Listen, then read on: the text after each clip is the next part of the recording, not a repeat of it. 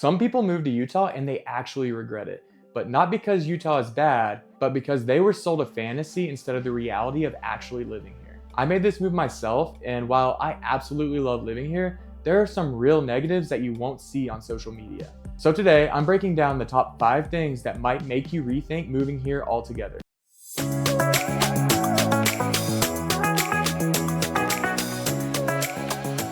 Number 1 is the air quality, specifically winter inversions. Salt Lake sits in a bowl surrounded by mountains. In the wintertime, cold polluted air can get trapped in that bowl and just sit there. Some days it looks like fog, other days it feels heavy, dirty, and stale outside. Normally, warm air rises and clears everything out, but in the wintertime, sometimes a layer of warm air settles above the valley, kind of like a lid trapping cold polluted air below. Inversions are usually worse right before a storm because high pressure makes the air more stagnant.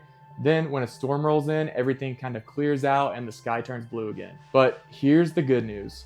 This is mostly a winter thing, and one good storm usually resets it all. Smoke can drift in from neighboring states for a few days, but that's a Western US problem, not just a Utah problem.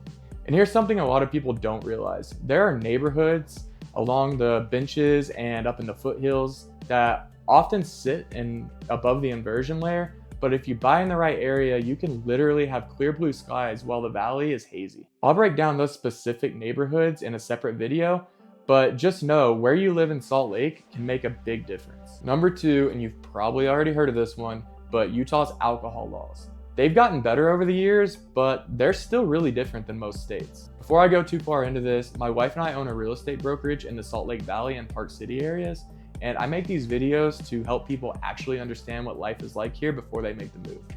So if you're planning on moving here, shoot me a text or call the number on the screen. Here are the things that usually shock newcomers. You won't find big private liquor stores here like Total Wines. Wine and liquor are only sold in state-run liquor stores, not grocery stores or gas stations. But you can buy beer up to 5% in grocery stores and the gas stations. The bars stop serving alcohol at 12:59 a.m. Restaurants stop serving cocktails at midnight unless you're drinking beer. The mini bottles of liquor that you see like on the airplanes don't exist here at all. And bartenders are required to measure every pour, which makes drinks sometimes feel like more of a sugary mix than alcohol depending on where you go. Also, if you're at a restaurant that isn't licensed as a bar, you have to order food if you want a cocktail. You can't just sit at the bar and drink. One thing I actually like is Utah's Dabs app, where you can check liquor store inventory in real time before you drive over. And culturally, people still go out here. After a weekend ski day, breweries are packed, and the laws are weird, but social life still exists here. Number 3, traffic and road rage. Salt Lake drivers are surprisingly aggressive. The energy on the road here just feels different. It's not only congestion, it's urgency. People tailgate, weave, and go crazy on I-15 like it's a competition. Utah consistently ranks near the top of the country for road rage incidents, and you'll feel that within your first few weeks of living here. Because of that, it's honestly better just to not engage when someone's acting absolutely ridiculous on the road. Just let them go and keep it moving. It's not crazy all the time though, it's usually just during the rush hour periods. You get used to it, but it's definitely a culture shock for most people who move here. Number 4, the weather. Salt Lake actually has 4 real seasons, which is one of the reasons a lot of people move here. In the winter, the valley gets snow, but most of the time it melts pretty quickly. On bigger snow years, you'll be shoveling quite a bit. Pro tip though, if you're buying a house, a south-facing driveway makes a huge difference. It'll save you some time shoveling. It's also extremely dry year-round, like 10 to 20% humidity. Your skin and lips and sinuses will feel that immediately. In the summer, the heat is totally different than the Midwest or the South. It gets hot, but it's not humid. You can actually be outside. You can golf in the afternoon, sit on a patio, hike after work. You're not just running from air conditioner to air conditioner. That's a big lifestyle upgrade for a lot of people. Number 5, culture shock.